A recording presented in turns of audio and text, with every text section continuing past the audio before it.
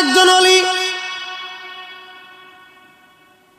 কাবা শরীফে প্রত্যেক বছর হজে যান, আর উনি দেখলেন কাবার পাশে একজন যুবক হাত কাটা, একটা যুবকের পা কাটা, চোখ উঠানো, ওই কাবা শরীফের পাশে মাকাম ইব্রাহিমে বসে বসে কাঁদে, বসে বসে কাঁদে, আল্লাহ আমারে মাফ করে দাও, আল্লাহ আমারে মাফ করে দাও। কিছু সময় পরে আল্লাহ আল্লাহ আল্লাহ আল্লাহ আল্লাহ আল্লাহ জিকির করে, আবার আল্লাহ আমারে মাফ করে দাও, আল্লাহ আমার ভুল হয়ে গেছে মাফ করে দাও, আল্লাহ আমার ভুল হয়ে গেছে মাফ করে দাও।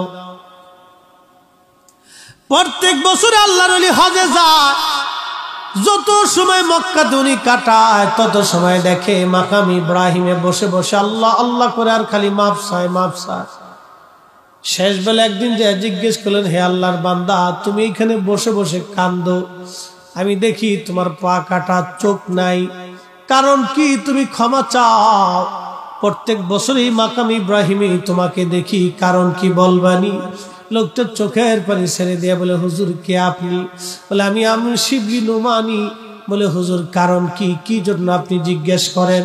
বলে, বন্ধুরে, তোমাকে যতবার আমি কাবায় আসছি ততবারই তোমাকে এখানে দেখি, কারণ কি? তোমার পা নাই, চোখ তোমার নাই, তুমি অন্ধ, তুমি কাঁদো। আল্লাহর বান্দা বলবা কি? তোমার জীবনের কি ঘটনা ঘটেছিল? তখন আল্লাহর বান্দা কেঁদে দিয়ে বলে, হুজুর আমার জীবনের একটা ভুল আমাকে এখানে নিয়ে আসছে, কিন্তু জানি না রাব্বে কারীম আমার জীবনের গুনাহ মাফ করছেনি। বলে, বলো তোমার জীবনের ভুল কি?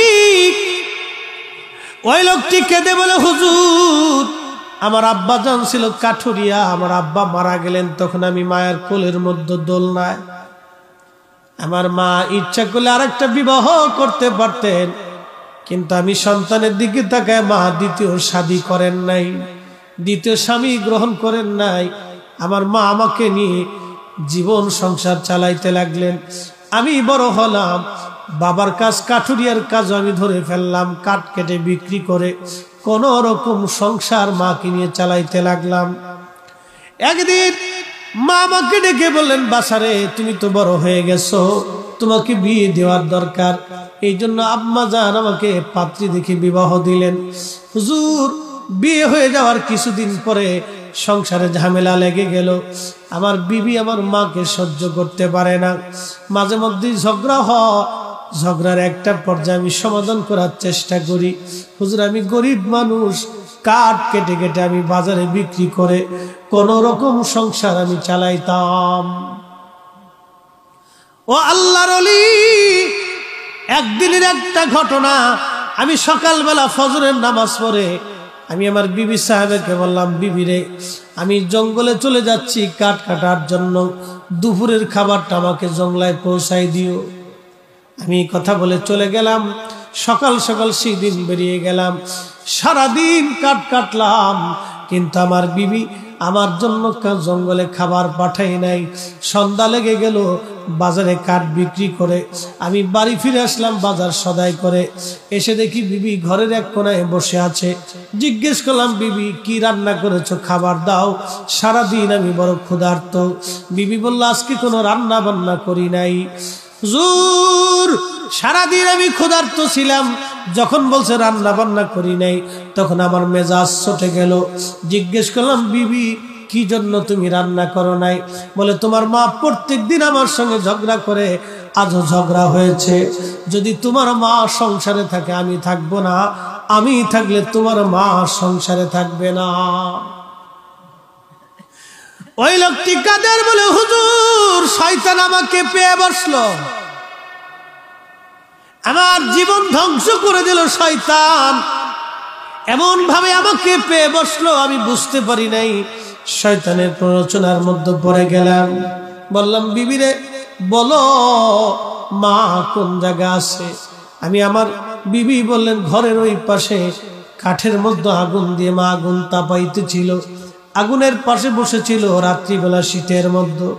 আমি দ্রুত গতিতে খুব উত্তপ্ত মেজাজ নিয়ে মায়ের দিকে গেলাম।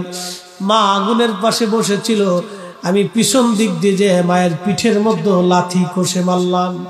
একটা লাথি মারার সঙ্গে সঙ্গে মা আগুনের মধ্যে ছিটকে আগুনের মধ্যে পড়ে গেল।